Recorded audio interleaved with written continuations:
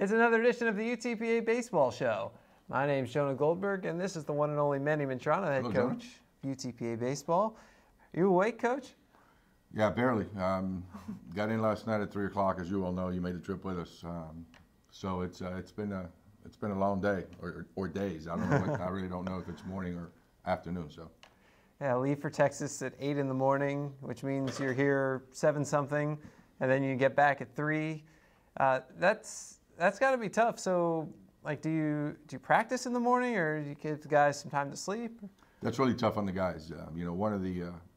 One of the things that we have to watch out for, with our location down here in the valley, is all the travel, making sure that the guys are rested and going to class and doing the things that they need to do in the classroom and on the field. So, on a day like yesterday, with being here at 7, leaving at 8 to Austin, about a 5-hour ride, playing, getting back on the bus, coming back at 3 in the morning. We just gave them the day off. Basically, in the spring, what we try to do with most of our guys, and we tell them when to do this, is just get the afternoon classes. So in situations like yesterday, where we get back at 3 in the morning, they're able to sleep in a little bit and still get to class and not miss class. So they did have the day off today. Again, it's something that you have to really, really watch with all the travel, because anywhere we go, but basically except Corpus, it's about 2.5 hours. They're long trips. And with the game getting moved back a day, it was supposed to be Tuesday, but because of weather now it becomes Wednesday. I saw your pitchers worked out on Monday and Tuesday, but the rest of the team, have you really been able to do any kind of practice this week because of that? Yeah, it's been with the weather. The weather here on Monday was bad. Tuesday, obviously, we were rained out. So the weather has not really helped us get out on the field much. We did use the gym a couple days, Monday and Tuesday, but it's not the same. We don't have those indoor facilities where you can actually get a whole lot done. Basically, it was just for the pitchers, so they can do their daily programs, and even them, a couple of them have long toss days, and they couldn't do it because the gym is only so big. So we practiced a couple days in the gym, and again, like you said, the game being moved back to Wednesday, that really messed all the practice plans and everything we had for this week. But you have to go roll with the punches, and it is what it is. So we'll be ready for Lamar tomorrow. Yeah, it's sunny and beautiful now. It could be the only time all year that the weather really affects your practice and game schedule, at least for among the Texas games. And it's funny, as I'm thinking, like, all the people up north are probably looking at us and like, oh, boo-hoo, they missed a couple of days of practice. They can't ever get outside. I mean, 7 feet of snow in Boston, and you think about the sub-zero temperatures, going on up there.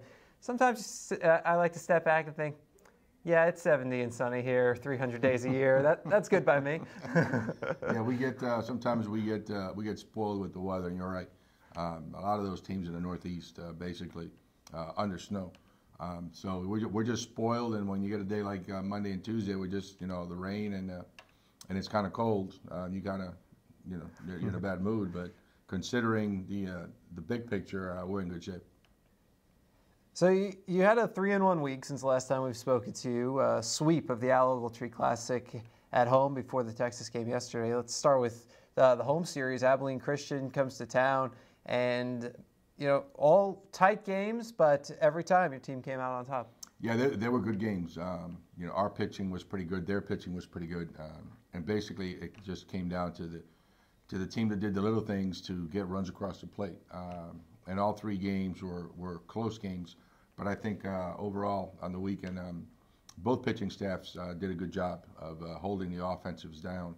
And we did a good job of maybe not getting too many hits, but getting the hits when they counted, and we were able to win all 3 games.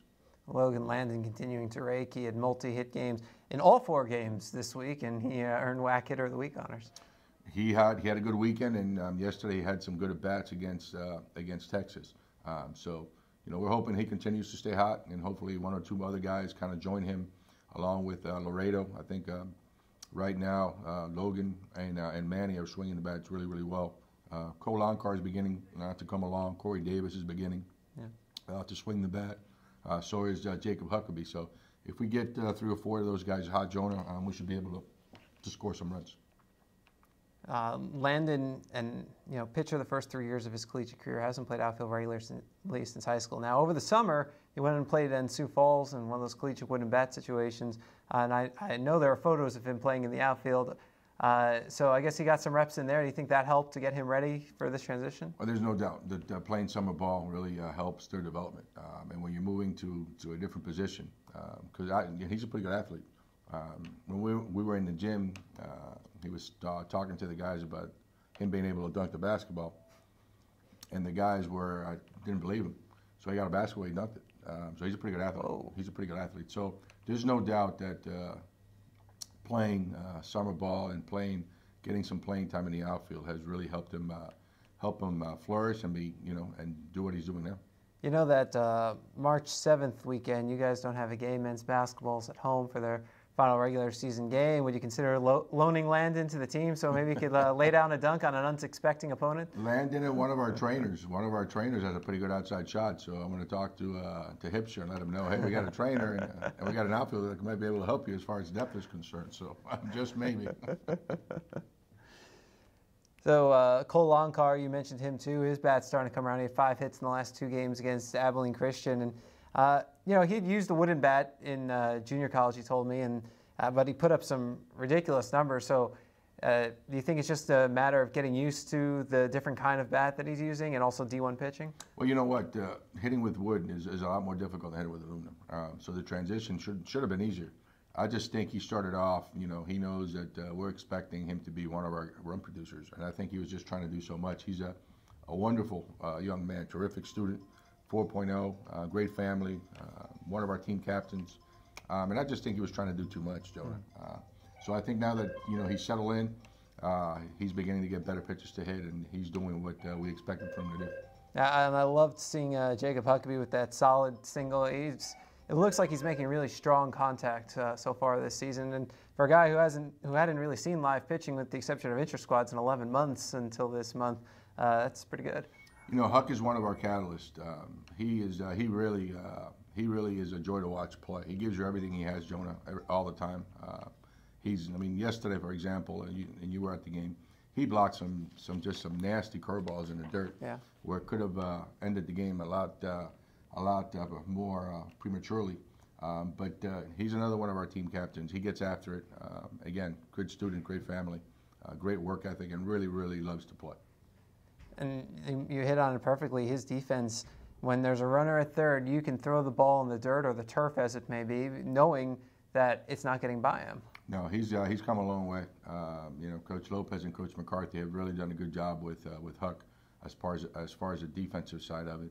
And also offensively, he's beginning to blossom. So he's becoming an all-around player, a guy that can really handle the pitching staff and be our leader out there, which that's what you want for your catchers. But also a guy that we have now hitting in the middle of the lineup, and he's swinging the bat pretty good. And stopping the running game. Texas had run wild in their last game against Minnesota. In the 3rd inning, they tried to run against Huck, and that was a mistake. That was the only time they tried to run. We spoke about that in the pregame yesterday. And we were talking about how they went hog wild the first few games against Minnesota.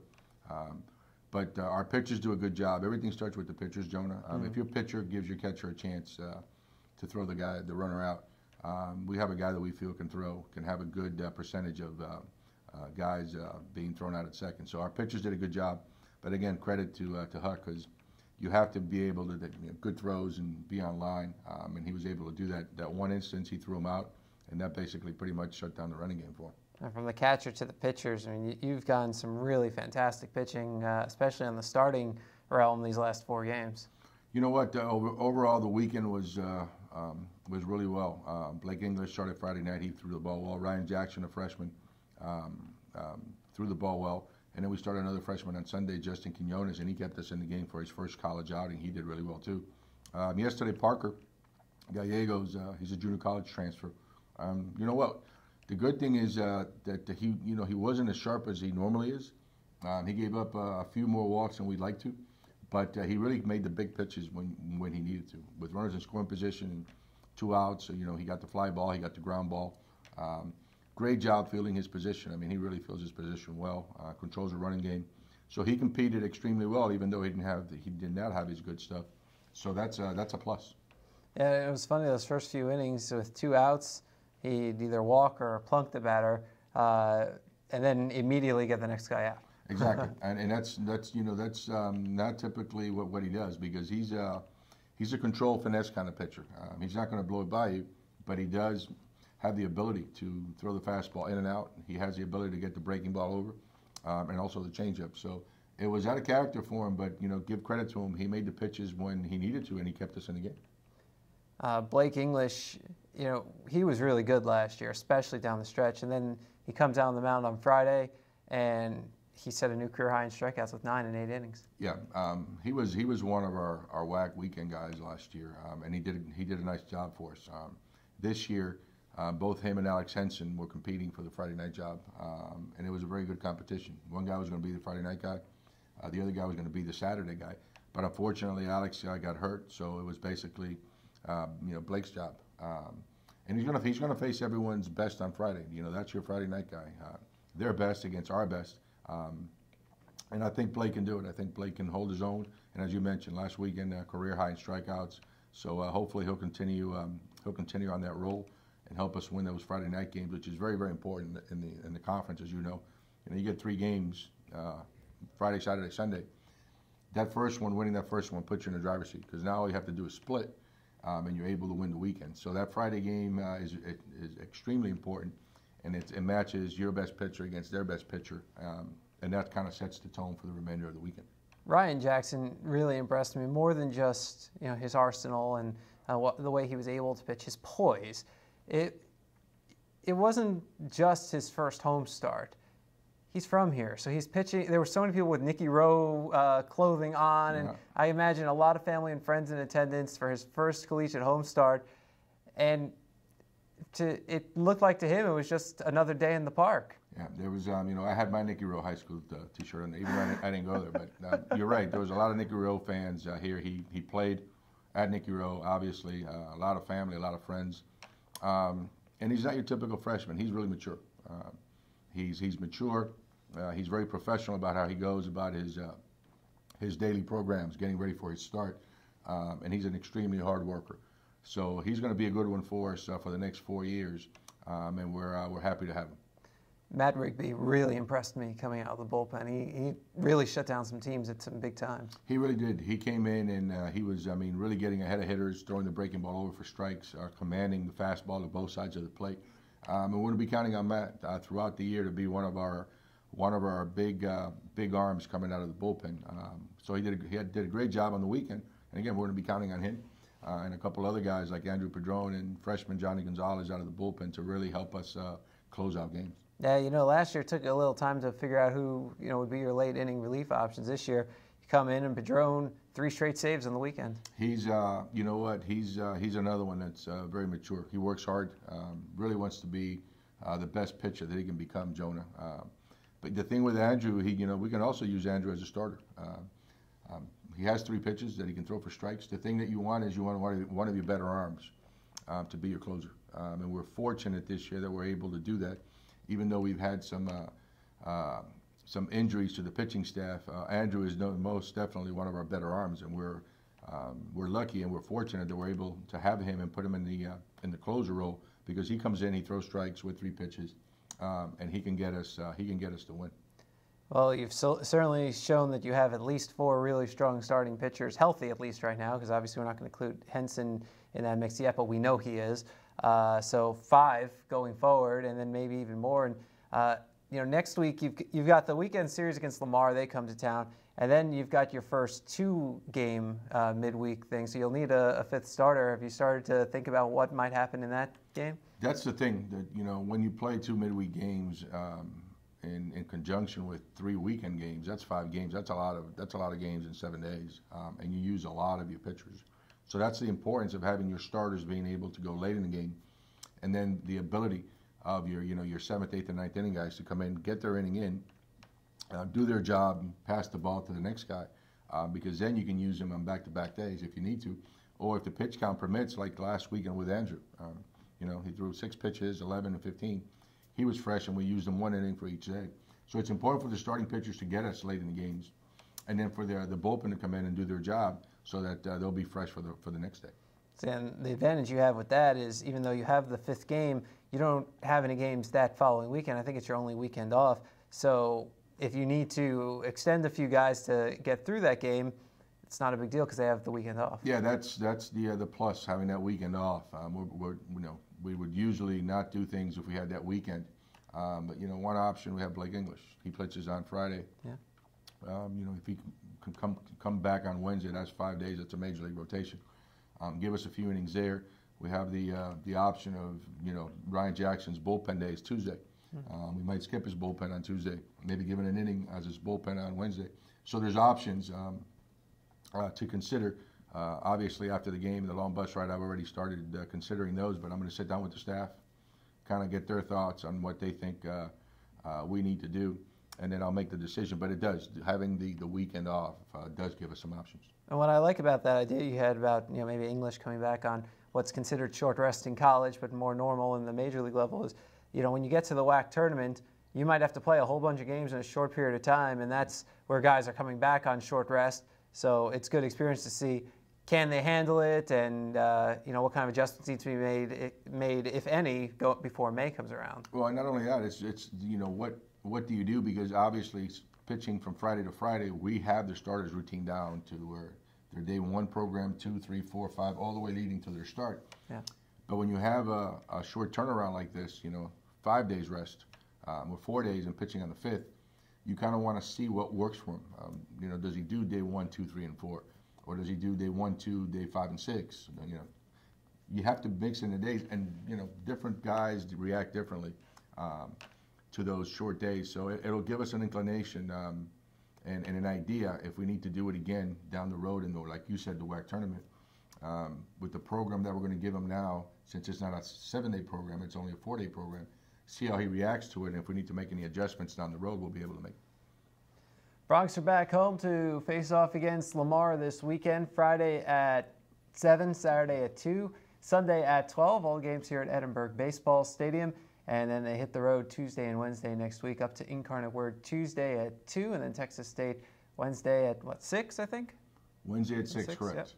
And then get a weekend off before coming back home. We'll talk to you before all that happens. We'll be back. He's Manny Mantrana. He's the head coach of the UTPA baseball team. He's Jonah Goldberg.